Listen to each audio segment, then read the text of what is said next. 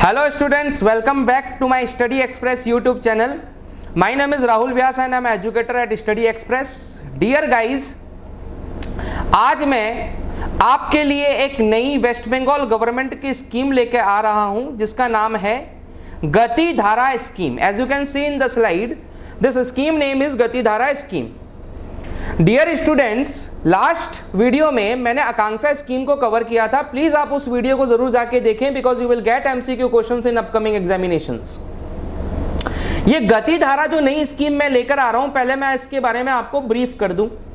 और ये उन दो लोगों के लिए बहुत ज्यादा इंपॉर्टेंट होने वाली है जिसकी मंथली फैमिली इनकम 25,000 से कम है. अगर आपकी मंथली फैमिली इनकम 25,000 से कम है तो आप इजीली अपने ट्रांसपोर्ट का बिजनेस स्टार्ट कर सकते हो. एंड सेकेंड, ये गति धारा स्कीम या आकांक्षा स्कीम या हम भी जो भी स्कीम की सीरीज बना रहे हैं, ये वीडियोस उनके लिए बहुत ज्यादा इंपॉर्टेंट है जो वेस्ट बंगाल गवर्नमेंट के एग्जाम्स को अपीयर कर रहे हैं, like WBCS civil services, West Bengal TET, West Bengal GD, constable, SI etcetera etcetera. वो बच्चे इस वीडियो को जरूर देखें because it will help you in the government exams of waste Bengal. तो चलिए गति धारा स्कीम को मैं थोड़ा सा ब्रीफ कर दूं आपके सामने, उसके बाद हम इसको डिटेल स्टडी करेंगे. दिस गति धारा स्कीम, ये गति धारा स्कीम जो है ये आपको अपॉर्चुनिटी प्रोवाइड कर रहा है if you are a resident of waste Bengal. अगर आप वेस्ट बंगाल में रहते हैं तो इस गति धारा स्कीम के तहत आप अपना ट्रांसपोर्ट का बिजनेस स्टार्ट कर सकते हैं. ट्रांसपोर्ट का बिजनेस यानी कि आप टैक्सी, आप बस, आप ट्रक्स, इस प्रकार के किसी भी बिजनेस में इंटर कर सकते हैं बशर्त आपकी फैमिली इनकम मंथली 25,000 के अगर नीचे है तो. इसके अंदर गवर्नमेंट आपको सब्सिडी प्रोवाइड करेगी, इसके अंदर गवर्नमेंट आपको लोन की फैसिलिटी प्रोवाइड करेगी through banking institutions and NBFCs. सो इस स्कीम को आप ध्यान से सुने. अब हम इसके डिटेल स्टडी में आगे बढ़ेंगे. एक एक स्लाइड आपके लिए बहुत इंपॉर्टेंट होने वाली है for the student preparing for government exams of waste Bengal. Guys, scheme से related go and check the previous year question paper. हर साल आपको स्कीम से रिलेटेड क्वेश्चंस पूछे जाते हैं. लास्ट ईयर सबूज साथी योजना के बारे में पूछा गया था इन WBCS examination 2021. So every year scheme questions became very important for you guys. So please be seated with this video and watch this video till end. There are many MCQ questions you will find in the upcoming examinations. मैं इस scheme को अच्छे से explain करूंगा और उसमें बताऊंगा कि कैसे MCQ क्वेश्चंस बन सकते हैं. तो चलिए स्टार्ट करते हैं अपनी पहली स्लाइड के साथ. गाइस, जैसा कि आप देख सकते हो, Gati Dhara scheme is a scheme launched by the waste Bengal government in August 2014. The Gati Dhara scheme was outlined by the finance minister in the budget. इसके अंतर्गत आपको जिस फैमिली की 25,000 रुपए से कम मंथली इनकम है उनके ऊपर ये गति धारा स्कीम एप्लीकेबल होगी. देखिए बोल्ड लेटर्स में यहां पे लिखा हुआ है, the families with a monthly income of ₹25,000 और less would qualify for financial support under the scheme. First of all देखिए MCQ क्वेश्चन यहां पे बन सकता है.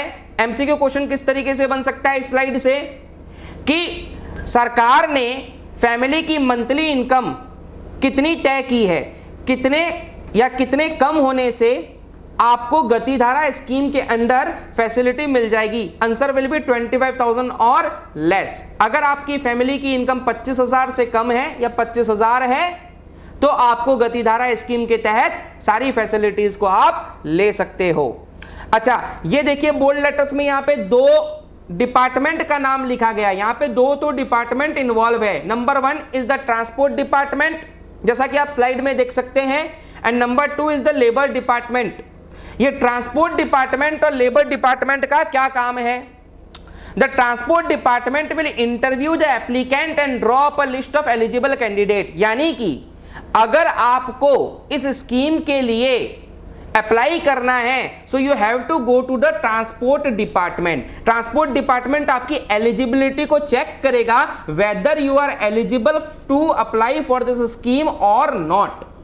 अगर इनकी एलिजिबिलिटी मिल जाती है तो सेकंड लेबर डिपार्टमेंट क्या काम करेगा, देखिए पढ़िए, labour department would provide the money, यानी कि लेबर डिपार्टमेंट क्या करेगा, आपको बैंकिंग इंस्टीट्यूशंस या फिर एनबीएफसी इंस्टीट्यूशन से इजी लोन दिलवा देगा to purchase bus, car, taxi, whatever you want to do for your transport business.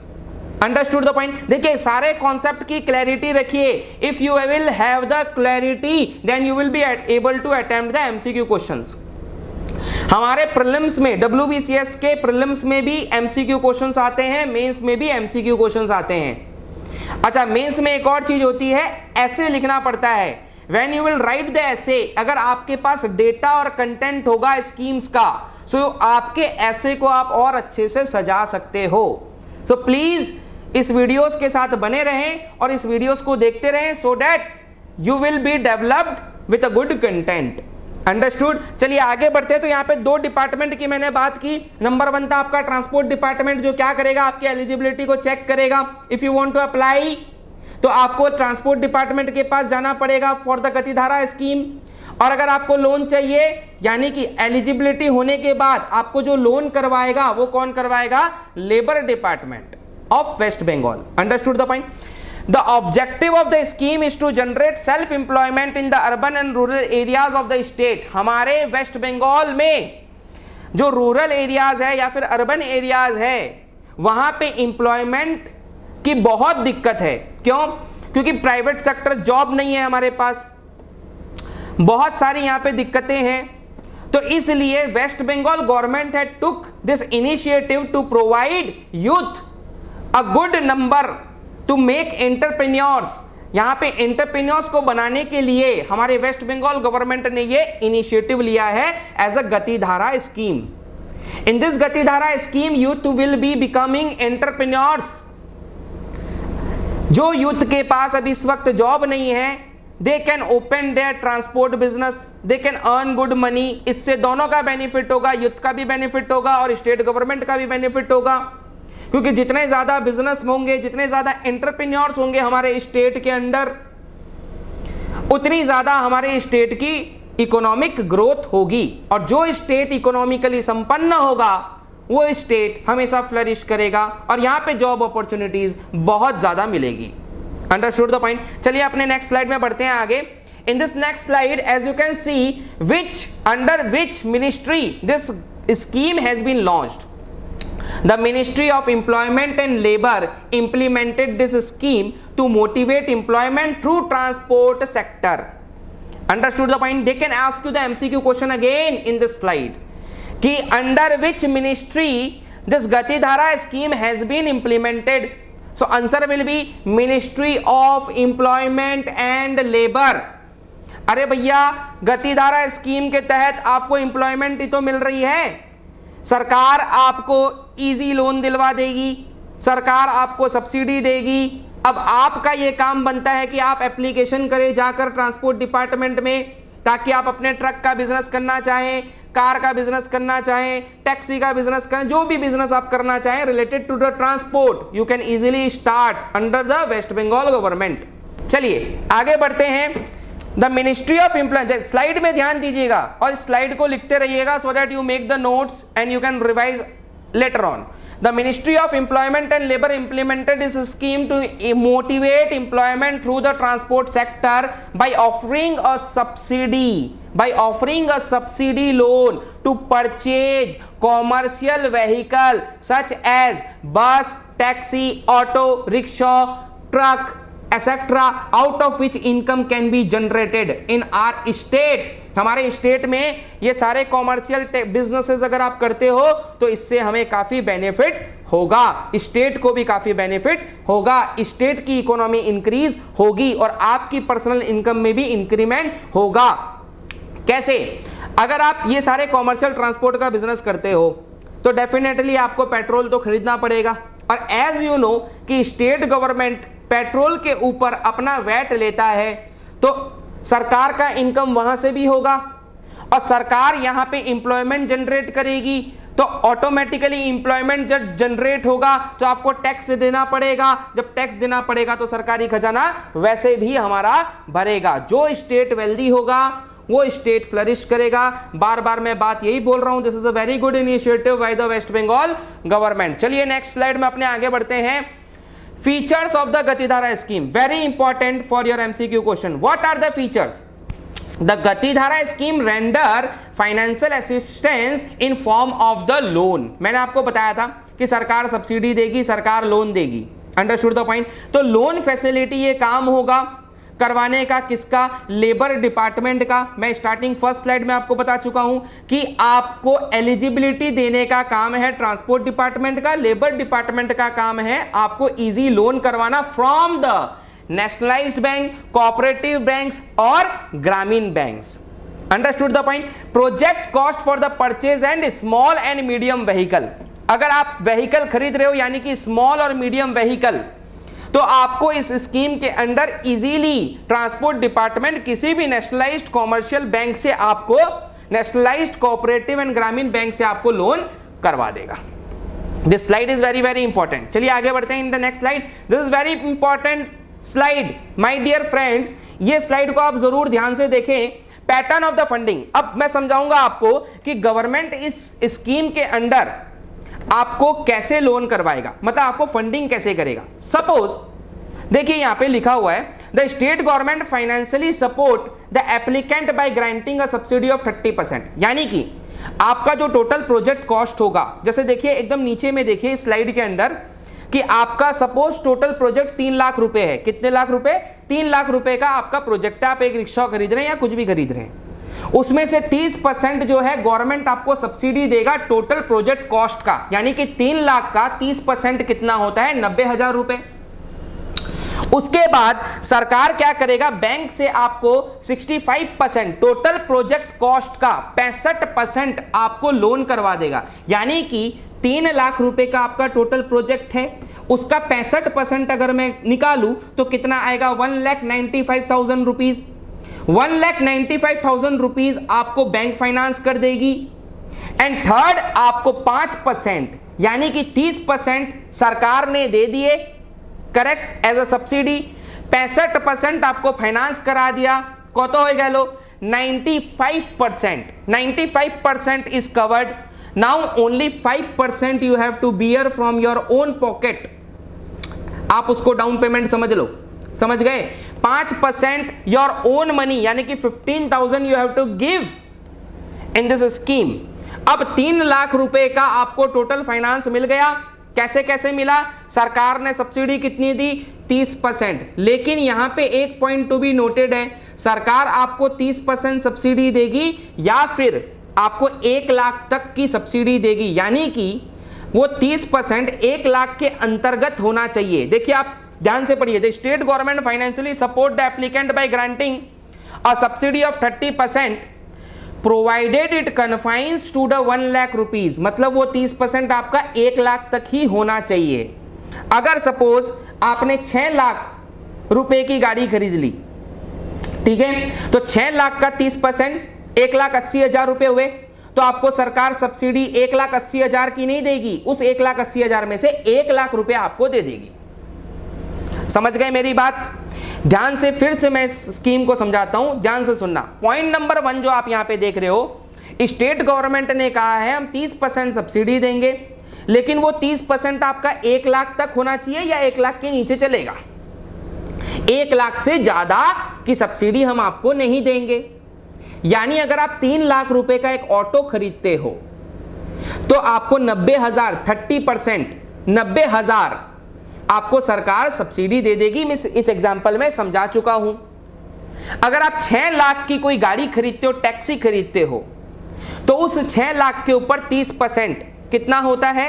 1,80,000 रुपए। उस केस में सरकार आपको 1 लाख रुपया ही देगी। Understood the point? सेकेंड, 65% आपको फाइनेंस करवा देगी। थर्ड, 5% मनी आपको अपने जेब से देना पड़ेगा। तो ये करके आपका टोटल 100% इस स्कीम के अंडर कवर होता है। I hope the pattern of funding आपको समझ में आया होगा कि इस गतिधारा स्कीम के अंडर पैटर्न ऑफ फंडिंग सरकार की क्या होगी। अब इसमें से एक एमसीक्यू क्वेश्चन निकल सकता है। What is the MCQ question? In Gatidhara scheme West Bengal government is providing the subsidy up to what percent? Answer will be 30%, confined to 1 lakh rupees. This is will be your answer. अपने को एमसीक्यू क्वेश्चन के हिसाब से अपने को किसी भी स्कीम को पढ़नी है, क्योंकि अगर आप एमसीक्यू क्वेश्चन के हिसाब से अगर नहीं चलोगे तो you won't be able to attempt this examination. Your concept should be cleared. West Bengal government आपको कभी भी डेटा नहीं पूछेगा, they will ask you the fact. और ये 30% जो है ये डेटा में नहीं आता, this will be a fact कि आपको इस पर्टिकुलर स्कीम के अंदर आपको कितने परसेंट की सरकार सब्सिडी दे रहा है। आंसर विल बी 30% और it is confined to 1 lakh rupees. This is very very important point. चलिए आगे बढ़ते हैं नेक्स्ट स्लाइड में, अबाउट द लोन।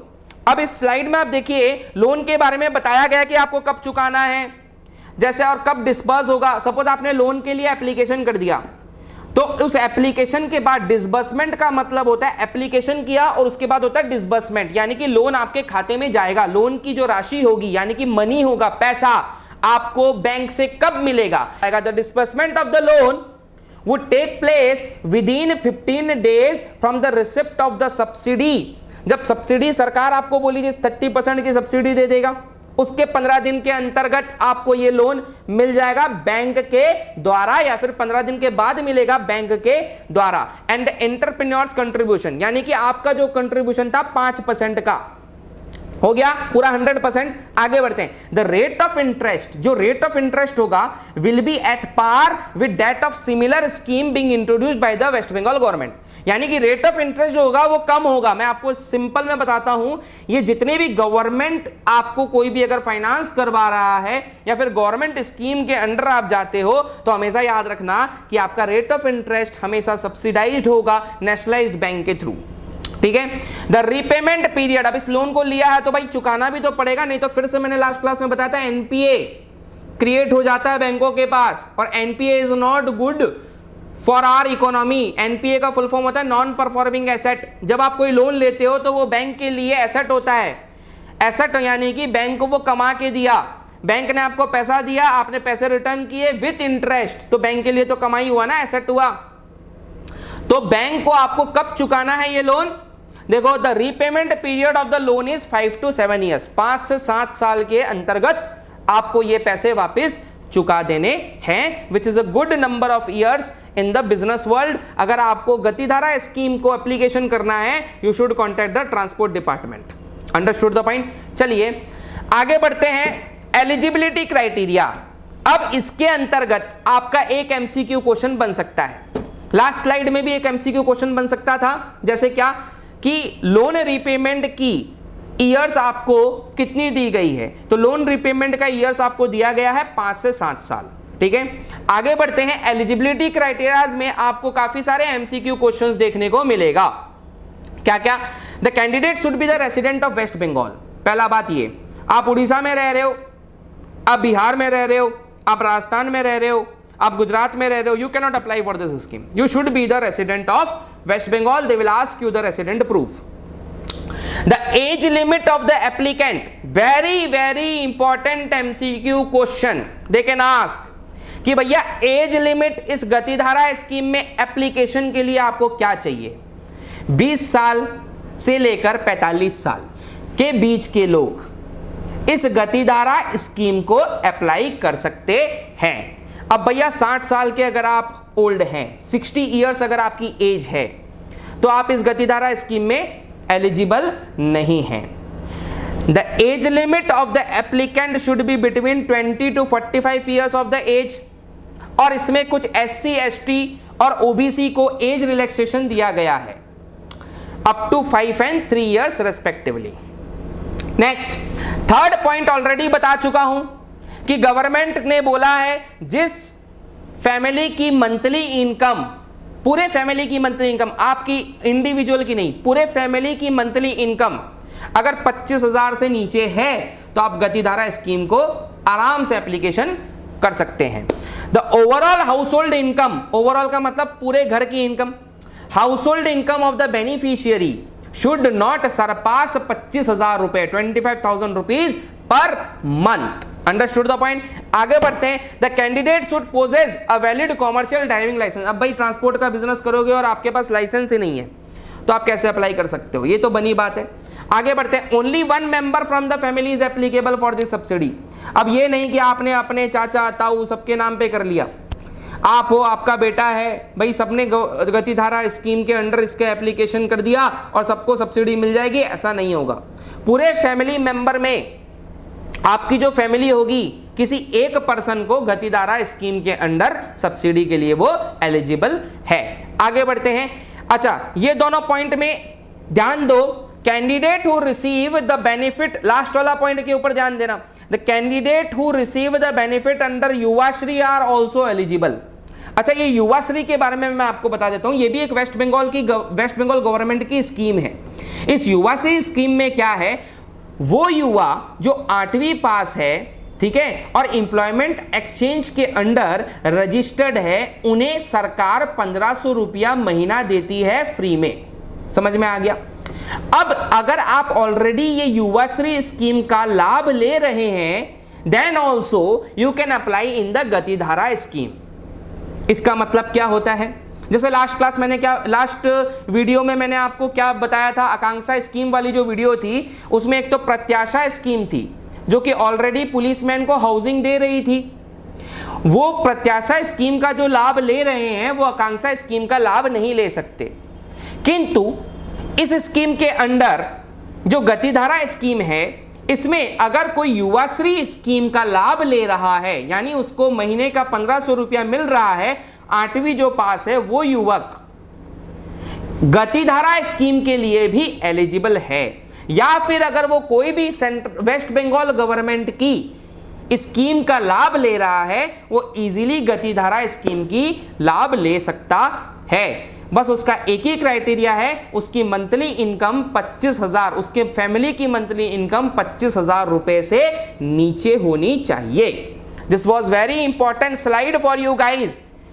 पूरी स्कीम आपने देख ली, उसमें सबसे इंपॉर्टेंट स्लाइड यही था। एलिजिबिलिटी क्राइटेरिया का, यहां से काफी सारे एमसीक्यू क्वेश्चंस बन सकते हैं। चलिए आगे बढ़ते हैं नेक्स्ट स्लाइड में। Applying for Gatidhara scheme, the applicant should submit the duly filed application form to the Joint Directorate of Employment, Kolkata District, in case of Kolkata Municipal Corporation area। अगर आप KMC एरिया में रह रहे हैं तो application जो आपको देनी है वो किसको दोगे, ये क्वेश्चन एमसीक्यू में बन सकता है। अगर आप KMC के अंडर माने कोलकाता म्युनिसिपल कॉरपोरेशन के एरिया में अगर आप रहते हैं तो आपको गतिधारा स्कीम का जो एप्लीकेशन देना है वो आप किसको दोगे, answer will be joint directorate of employment Kolkata district. अच्छा, इन कॉन्ट्रास्ट अदर एप्लीकेंट जो केएमसी में नहीं रह रहे हैं वो किसको देंगे, तो in contrast the other applicant can submit to the representative to the respective sub divisional officer, यानी कि SDO, सब डिविजनल ऑफिसर यानी कि SDO along with the necessary documents। समझ गए। तो यहां पे दो लोग इंपॉर्टेंट है, कौन कौन, एक हुआ joint director of employment Kolkata, अगर आप KMC के क्षेत्र में आते हैं। अगर आप KMC क्षेत्र में नहीं है, ग्रामीण क्षेत्र में है, तो SDO इज वेरी इंपॉर्टेंट, यानी कि सब divisional officer along with the necessary documents। वो डॉक्यूमेंट्स आपको उनको सबमिट करने हैं, they will analyze and then they will provide you the loan with the help of the employment। चलो आगे बढ़ते हैं। The application form, affidavit and income और employment certificate must be submitted. अच्छा, आप चेक कैसे करेंगे कि आपकी मंथली इनकम 25,000 से कम है? आप जाके बोलोगे कि भैया मेरी 25,000 से कम मेरी फैमिली इनकम है और वो आपको लोन दे देंगे, ऐसा नहीं होता है। Documents is very important. सरकारी कोई भी काम हो उसके अंडर डॉक्यूमेंट जो होते हैं वो बहुत इंपॉर्टेंट होते हैं, क्योंकि आपको डॉक्यूमेंट सबमिट करने के बाद प्रॉपरली चेक करने के बाद ही आप उस स्कीम के लिए एलिजिबल होंगे। तो माय डियर फ्रेंड्स, ये थी आपकी पूरी गतिधारा स्कीम की एनालिसिस। आई होप ये गतिधारा स्कीम की जो वीडियो है आपको बहुत अच्छी लगी होगी, और अगर आपको ये बहुत अच्छी लगी है तो आप प्लीज लाइक कमेंट शेयर इसको कर दें। और इस वीडियो को और ब्यूटीफुल बनाने के लिए अगर आपके कोई सजेशंस है तो मुझे कमेंट में ज़रूर लिखें, क्योंकि मैं 2 स्कीम ऑलरेडी पढ़ा चुका हूं आपको, आकांक्षा स्कीम और Gatidhara scheme number 2। Next scheme मैं आपके लिए कौन सी लेकर आऊं उसके लिए आप मुझे कमेंट में लिख के बताएं। वेस्ट बंगाल की कौन सी स्कीम मैं कवर करूं, इससे मुझे भी मोटिवेशन होगा। और अगर मुझे ऐसा लगता है कि आपको इसके एमसीक्यू क्वेश्चंस चाहिए तो उसके लिए मैं आपको डिस्क्रिप्शन में वेबसाइट का लिंक दे दूंगा, जिससे कि आप इन सारे स्कीम्स का एमसीक्यू क्वेश्चंस भी सॉल्व कर पाएं। बहुत जल्द मैं आपके लिए अपनी वेबसाइट के ऊपर टेस्ट सीरीज लेकर आने वाला हूं, जिसमें कि आप चैप्टर वाइज टेस्ट सीरीज भी दे सकते हैं। And very important point to be noted, if you want me to do the previous year question paper analysis, तो वो काम भी मैं आपके लिए कर सकता हूं इस YouTube चैनल स्टडी एक्सप्रेस के ऊपर। तो दोस्तों बहुत अच्छे से रहो, माता पिता की सेवा करो और जल्द से जल्द उन्हें एक अच्छी सी गवर्नमेंट जॉब निकाल के दो अपने लिए, so that they become happy. और हमेशा गॉड से ये प्रेयर करता हूं कि आपका आने वाला फ्यूचर बहुत अच्छा हो और आप जल्द से जल्द अच्छे ऑफिसर, गवर्नमेंट के ऑफिसर बने और अपने माता पिता का और अपने देश का नाम आगे लेकर जाएं। Thank you so much.